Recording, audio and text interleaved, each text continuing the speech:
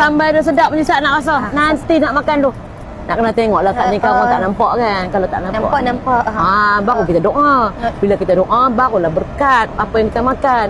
Begitu.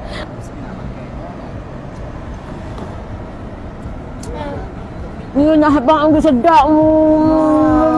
Sedapnya. Betul ke ni? Jujur dah. Tak baik tau. Kau tak cakap, kau cakap buang benda masuk dalam perut dia rezeki. Tak elok. Awal yang Ica punya satu je. Bila hang besar, hang kahwin tu, hang dapat bukan satu, nah, nama tang ni dia bagi dah. Kena favorite ni.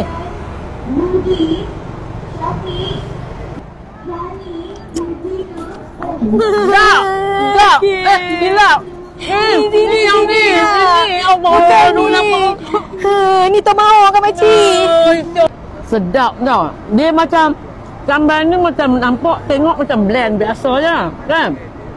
Tapi dia punya rasa ni je. Ya Allah, sedapnya tu.